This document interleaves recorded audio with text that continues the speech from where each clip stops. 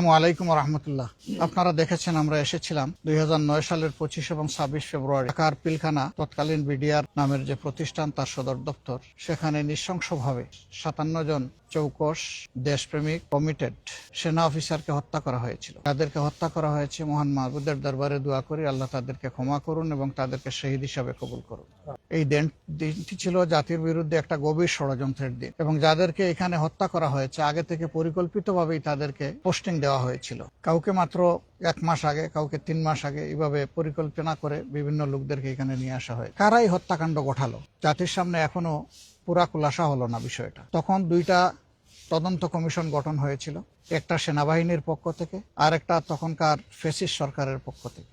2টা তদন্তের কোনো রিপোর্টই জনগণ জানতে পারলো না এবং সেটা আলোর মুখ দেখলো না। যদিও তদন্তের রিপোর্ট সামনে আসতো জাতির সামনে, তাহলে হয়তো অনেক সত্য পরিষ্কার হয়ে যেত। নিশ্চয়ই তখন যারা ক্ষমতাসীন ছিলেন এর সাথে তাদের গভীর সম্পর্ক ছিল, যার কারণে তারা চাননি যে এই রিপোর্টগুলো প্রকাশ পাক। এমনকি তখন 2টা নোংরা ঘটনা ঘটেছে, আপনারা দেখেছেন। একটা হলো বিরোধী দলকে টার্গেট করে তখনকার বিরোধী দলীয় নেত্রীর ব্যাপারে অনেক আজে বাজে কথা বলা হয়েছিল।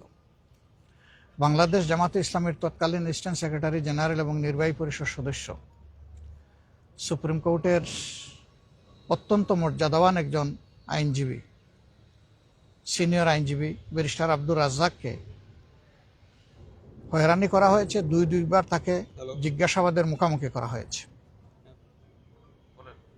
নাসির উদ্দিন পিন্টুকে নৌকা দিয়ে নাকি লোক পার করে দিয়েছে, এই জন্য তাকে এই অভিযোগে অভিযুক্ত করে জেলে নেওয়া হয় এবং সেখানে পরিকল্পিতভাবে তাকে হত্যা করা হয়।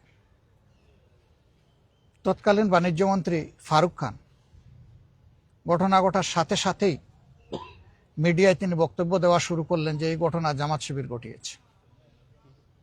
এত বড় একটা ঘটনা, তার মামুলি কোনো তদন্ত হলো না, তিনি একটা দলকে দায়ী করে বক্তব্য দেওয়া শুরু করলেন। এই সবগুলাই ছিল গভীর ষড়যন্ত্রের অংশ।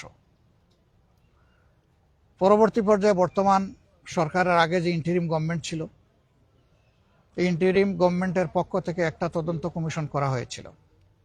সেই রিপোর্টও কিন্তু জাতির সামনে আসেনি পুরোপুরি। আসলে আমরা বুঝতে পারবো সত্য আংশিক উঠে এসেছে নাকি আংশিক চাপা পড়েছে। আজকে আমার একটা স্ট্যাটাস হয়তো আপনারা লক্ষ্য করবেন, আমি বলেছি আংশিক সত্য উঠে এসেছে। কেন আংশিক বললাম? যেহেতু পুরা রিপোর্ট আমাদের সামনে আসেনি। পুরা রিপোর্ট আসলে আমরা বলতে পারবো যে এটা আংশিক না পূর্ণাঙ্গ, সত্যটা উঠে এসেছে কিনা।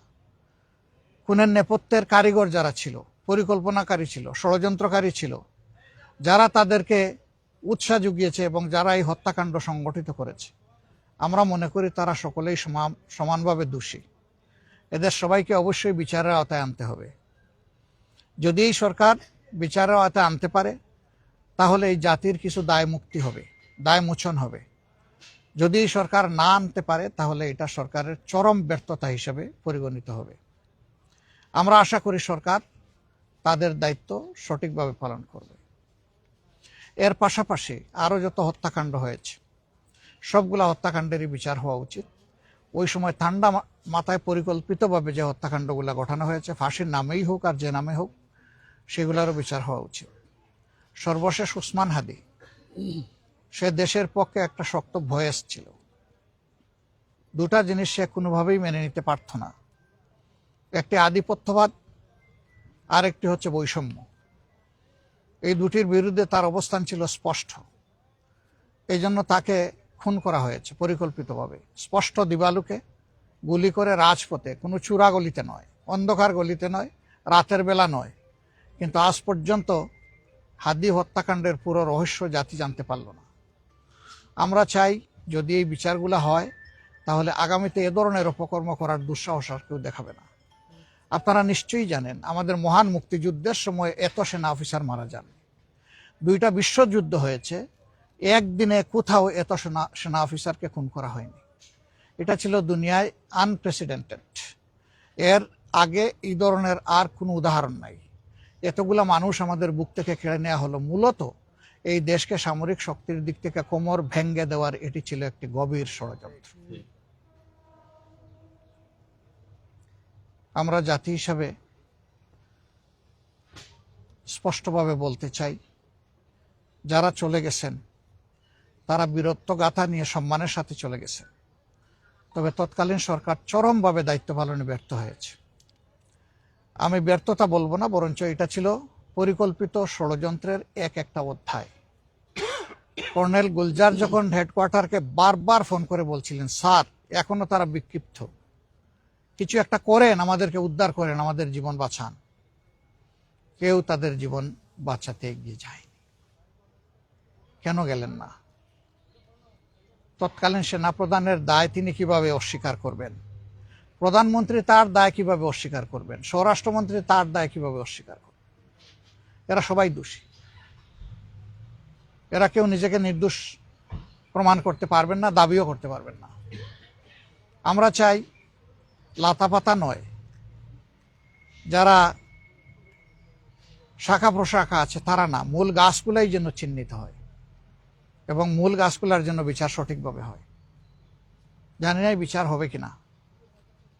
আমাদের প্রত্যাশা ছিল এই দেশ সেবার সুযোগ আমরা পেলে কোনো আপোষ করব না, এই ব্যাপারে আমরা ঠিক বিচার করব।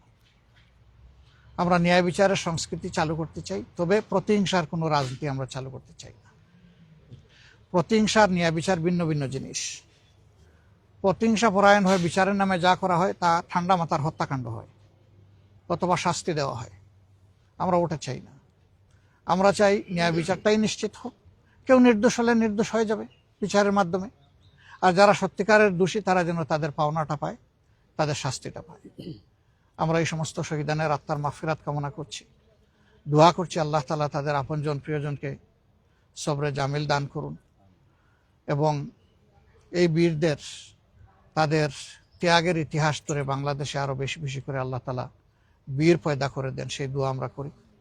বিশেষ করে আমাদের যুব সমাজকে সজাগ থাকতে হবে, আমাদের প্রিয় স্বাধীনতা সার্বভৌমত্ব কোথাও যেন হারিয়ে না যায়, কেউ যেন আমাদের ঘাড়ের উপরে প্রভু হয়ে বসতে না পারে। আমাদের বন্ধু থাকবে সর্বত্র, প্রভু মানব শুধু একজনকে, তিনি হচ্ছেন আল্লাহ রাব্বুল আলামিন, আর কাউকে আমরা প্রভু মানব না। আল্লাহ তাআলা আমাদের দেশের উপর শান্তি নাজিল করুন, তার রহমত নাজিল করুন। এদেশের স্বাধীনতা এবং সার্বভৌমত্বকে আল্লাহ তাআলা সংরক্ষণ করার ব্যবস্থা করে দিন। আপনাদের সবাইকে ধন্যবাদ, ভালো থাকবেন সবাই।